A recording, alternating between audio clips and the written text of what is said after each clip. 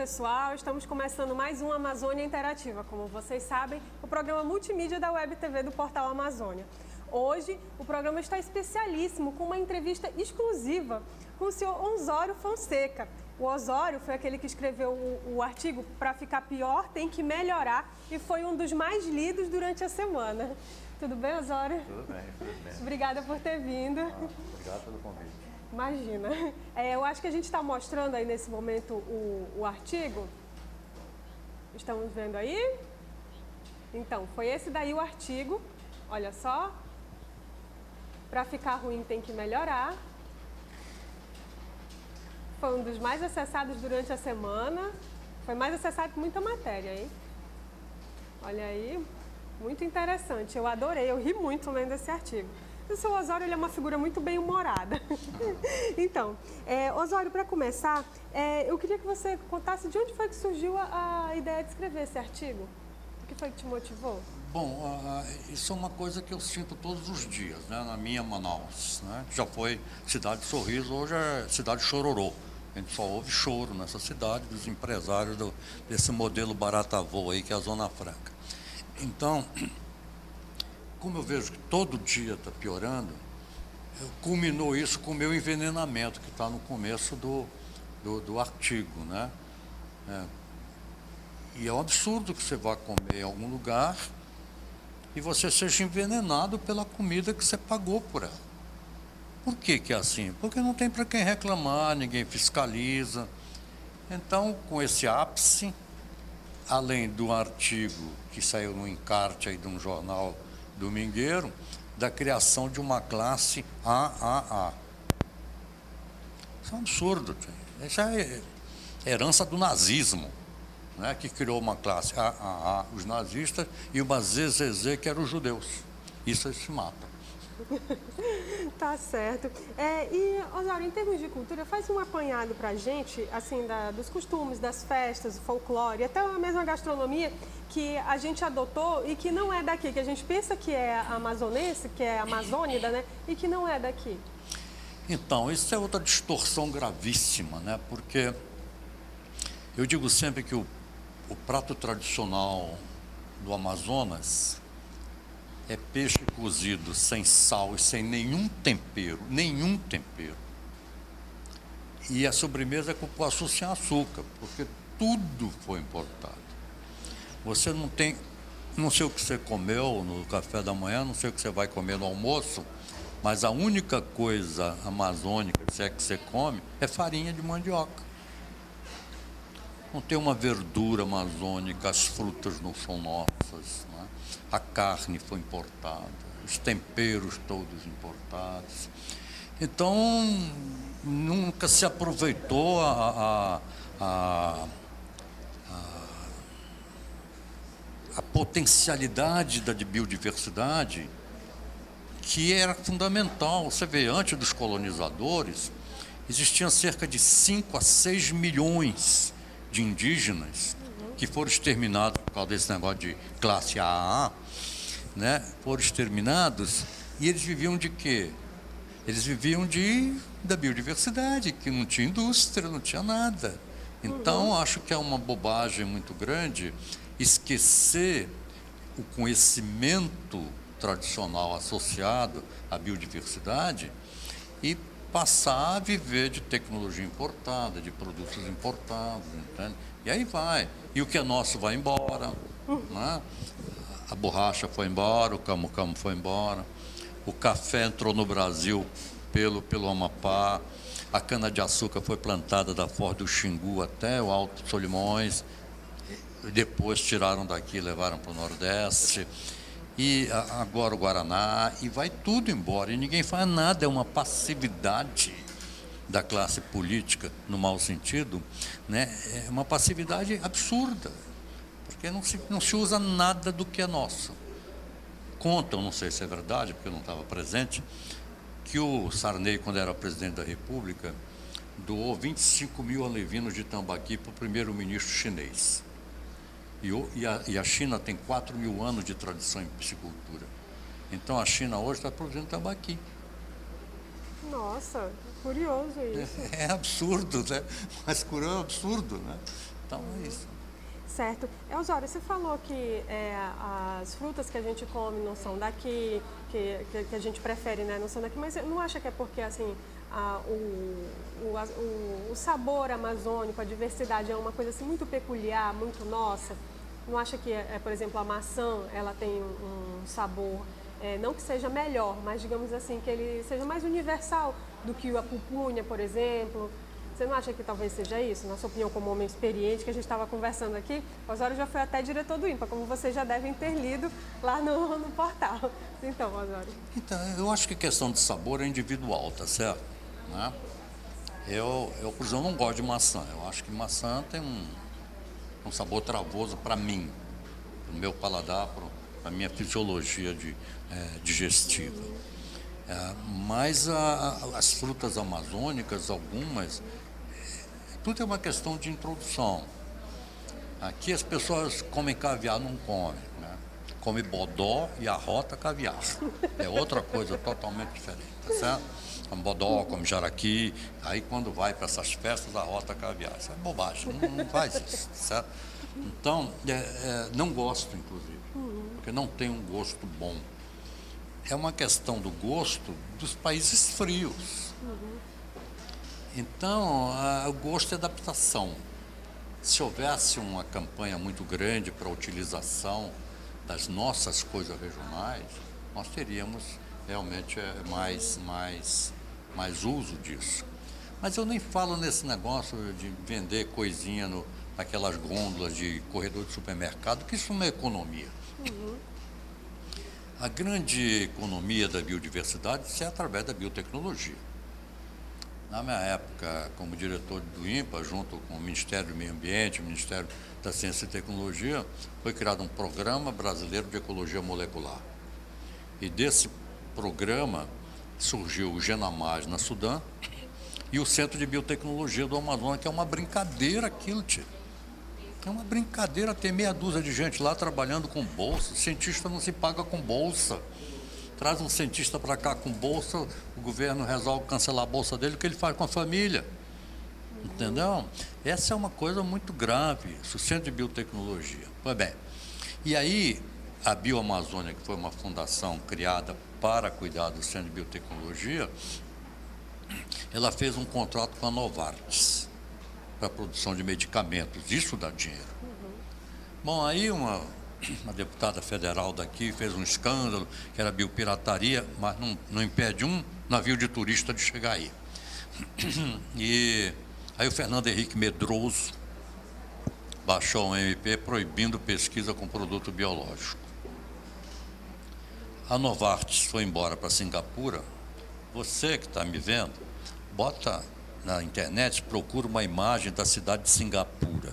Bota lá, Singapura. Vai ver o que tu vai ver o que é uma cidade. Pois bem, ela foi para lá, investiu 400 milhões de dólares num centro de biotecnologia lá, investe 100 milhões de dólares por ano, e o que eles produzem lá de medicamento o Brasil compra. É ridículo. É ridículo. O negócio é você tem que aproveitar as coisas, não é bem para comer um camu-camu, abricó, sei lá o que. A abricó nem é nossa, tá certo? Não. Então, não é essa a questão. Precisa vender artesanato os corredores do shopping. É bonito, mas que economia dá isso? Entendido. Você tem um medicamento, dá $1 bilhão por ano. Então, certo. Agora, Osório, de uns tempos para cá, houve uma valorização como é que eu posso dizer, de souvenirs, né, da região, camisas, essas coisas e tudo mais, coisa do turismo, né? O que antes não era muito valorizado, né? Você acha que isso daí é um primeiro passo para a gente criar uma identidade? Eu não sou contra ganhar dinheiro, tá certo? Eu acho que eu não ganho, né? Olhar meu celular, falei para ela, todo mundo tem smartphone, Android, iPad, iPod, o meu é pobre, tá certo? Parece que as pessoas hoje têm muito orgulho de ser amazônicas, É verdade, mas parece que tá precisa muito separar valorizado. o que é um ufanismo inculto, um patriotismo insano, daquilo que é verdadeiro, que é sentimento verdadeiro, tá certo? E em cima disso eu acho bom. Mas turismo é uma coisa complicada. Turismo ecológico. Primeiro, não é ecológico. Não é ecológico. Para você fazer $1 bilhão de turismo por ano, a média no Brasil, cada turista gasta $100 em média. Para você fazer $1 bilhão, Zona Franca aqui é 47, 57 bilhões. Tá? Pois bem, para fazer $1 bilhão você precisa de 10 milhões de turistas. Onde é que se aloja 10 milhões de turistas aqui em Manaus? Hã? Não tem hoteleira, não tem nada. E mais, 10 milhões de turistas jogando seus dejetos no rio, como é que é esse negócio que é ecológico? Isso é uma brincadeira, mas é bom. A gente precisa trazer gente. Eu moro no centro, Jaqueline, e eu desço todos os dias. Então, eu moro no 20º andar e eu vejo o rio. Aí chega aqueles navios enormes de turista. E eu desço, não vejo um turista sentado num bar tomando nenhum café.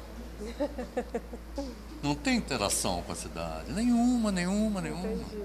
Ele, no máximo, eles descem do teatro, compram um postalzinho naquele jornaleiro e vão embora. Realmente, são questões que instigam a gente a refletir. Agora, Osório, ainda em relação à Amazônia, ainda em relação à nossa identidade, você podia falar a respeito desse intercâmbio entre os estados, por exemplo, o tacacá? Né, o tacacá é do Pará, né, mas ele é tão consumido aqui no Amazonas que a gente pensa que é uma comida típica daqui, né, não deixa de ser. Né, mas fala pra gente a respeito o boi bumbá, que também não tem origem aqui, né, também vem de um outro estado. Comenta pra gente. Olha, antigamente tinha um festival folclórico aqui no começo, tinha uma tribo chamada Yurupixuna. E tinha uma música muito interessante cantada em língua geral. Yurupixuna, Taíba, Bitaba, Cecita Pei de Psiquiaba, qualquer coisa assim, pelo que eu me lembro no meu HD Negatu, já né? desgastado. Tá certo? Então, eu acho que nem é intercâmbio, quer dizer, é uma coisa brasileira que todo mundo usa. Agora, por que eu vou tomar um tacacá e diz que é do Pará? Porque é daqui, a mandioca é daqui, o jambu é daqui, a goma é daqui. Tudo Amazônia, né? Então, aí o açaí é do Pará, por quê? É outra espécie, tem outro sabor, diferente do açaí de Codajás, mas por que o de lá é melhor que o daqui? Isso é subserviência cultural.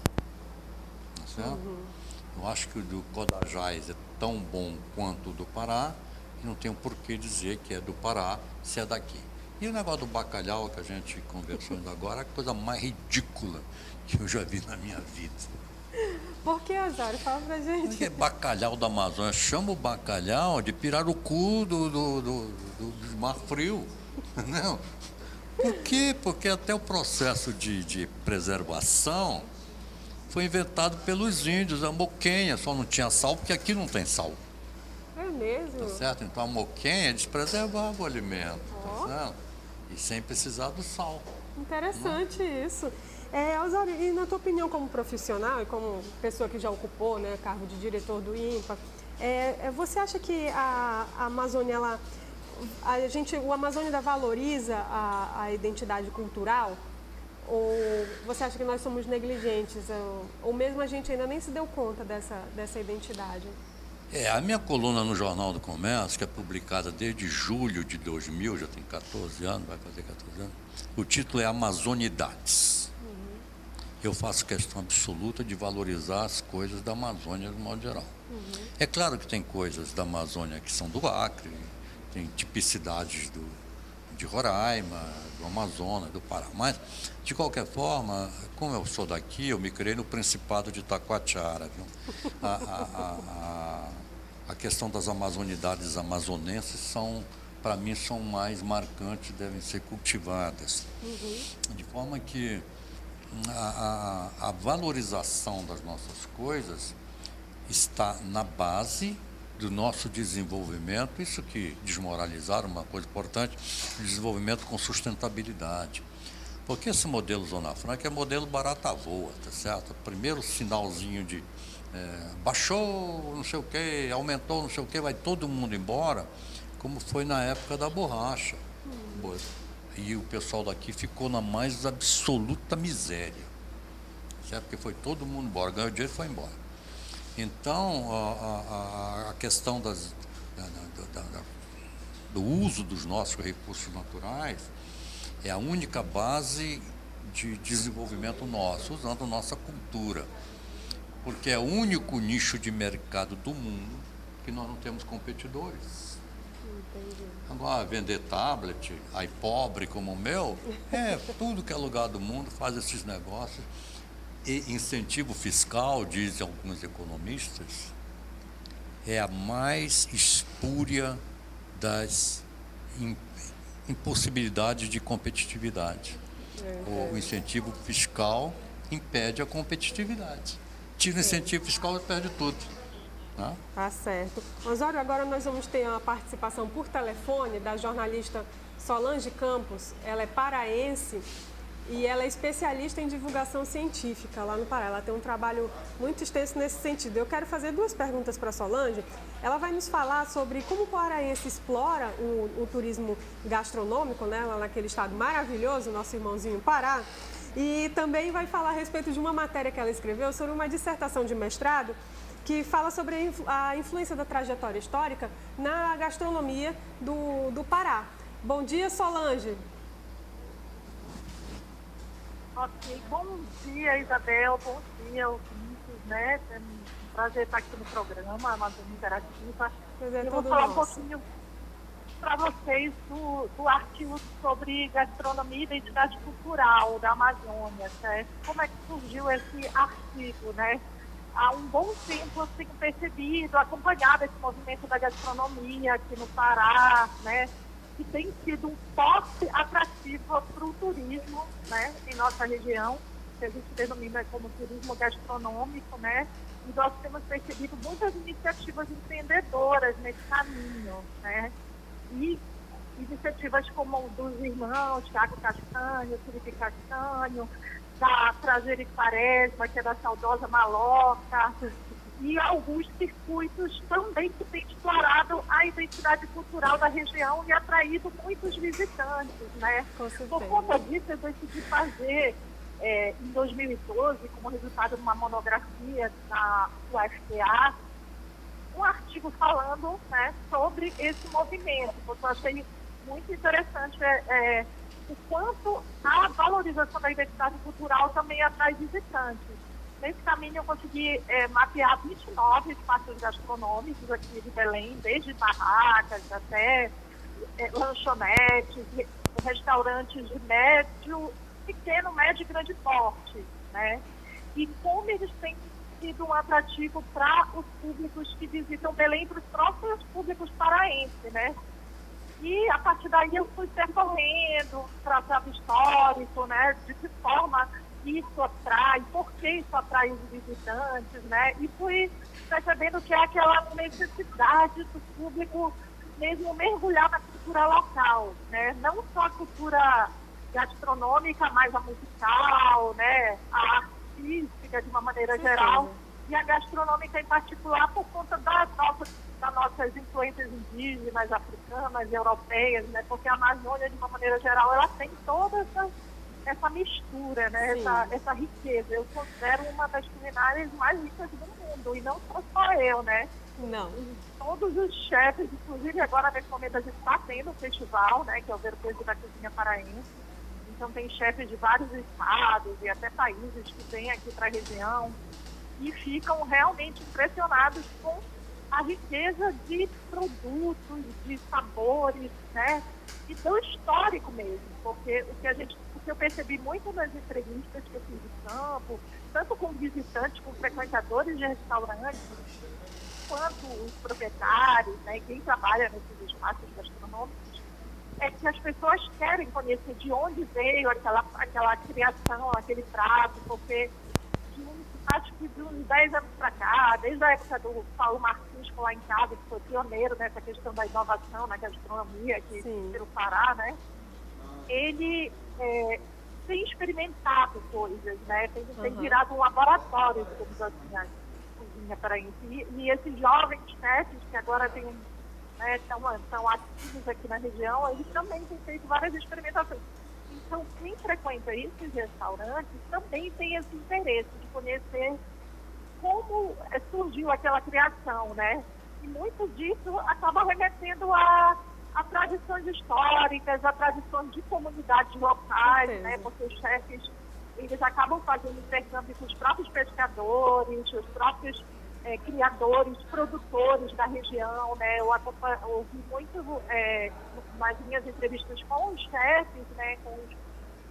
Eles falaram que perguntam qual o melhor aproveitamento daquela Sim, ninguém melhor que o próprio Amazônida, né?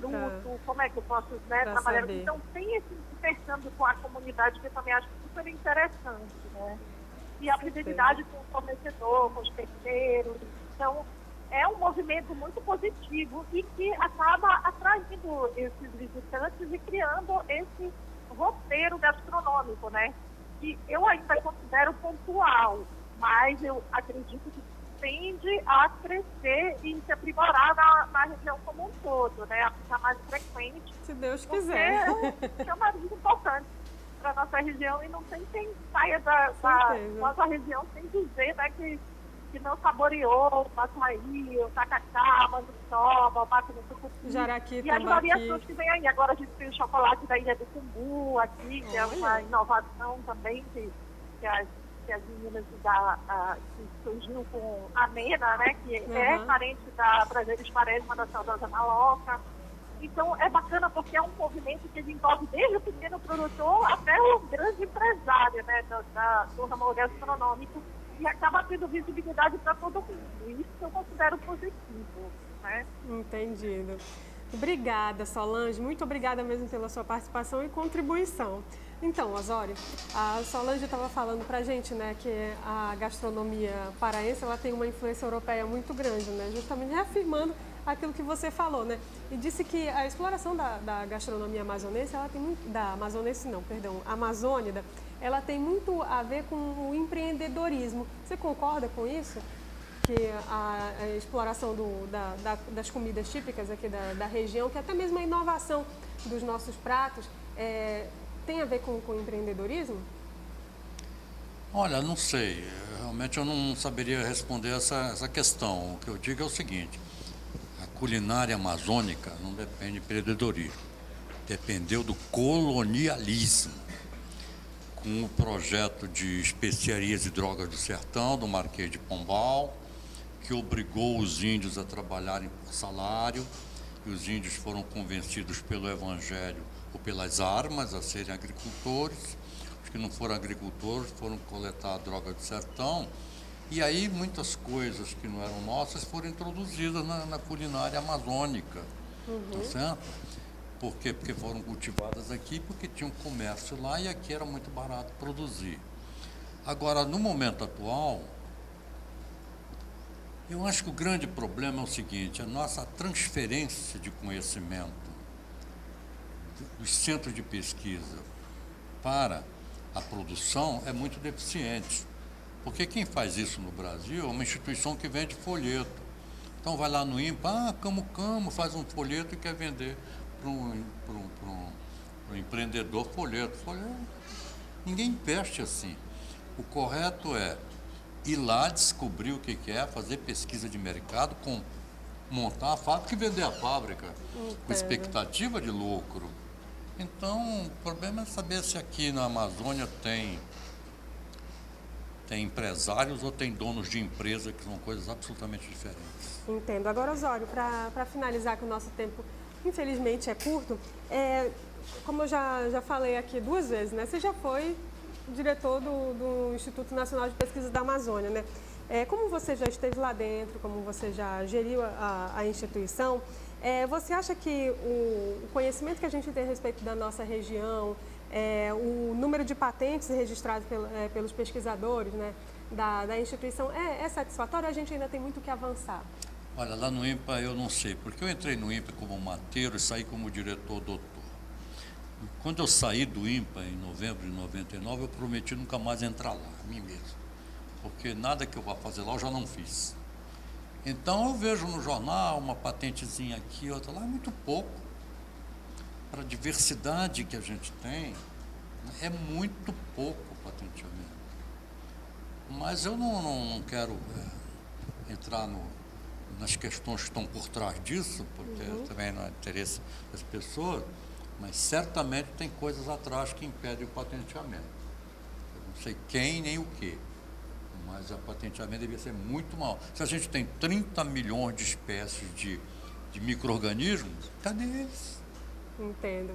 Então, Osório, faça as considerações finais, por favor, a Bom, respeito do artigo, da identidade. Olha, eu sou uma pessoa de vida comum, não acumulei riquezas na vida, vivo comumente e hoje escrevo meus artigos para cá e para o exterior, para livros, recebo convites para fazer palestras e vou. Então, acho que vou estar dando esse tempo final da minha vida para a valorização das amazonidades. Acho que isso é a coisa mais importante. Entendido. Osório, obrigada por você ter vindo, muito obrigada pela sua participação. E, gente, infelizmente quase tudo que é bom dura pouco, né? Mas vocês continuem acompanhando o Portal Amazônia pelas redes sociais. Nós estamos no Facebook, Twitter e Instagram. É só procurar Portal Amazônia tudo junto e, lógico, acessando o portalamazônia.com. Antes de me despedir, eu quero lembrar vocês de participar do projeto fotográfico Minha Amazônia. Para você que gosta de fotografar a Amazônia, mande as suas fotos para minhaamazônia@portalamazônia.com ou marque nas redes sociais com a hashtag Minha Amazônia, que com certeza, se a sua foto for top, muito boa, vai ser publicada nas redes sociais do portal. Antes de me despedir finalmente, eu quero desejar um feliz Dia das Mães para todas as mães que estão nos assistindo, para toda a nossa audiência e, claro, para as mães aqui dos profissionais que trabalham na rede amazônica. Gente, muito obrigada. Eu espero vocês no próximo vídeo.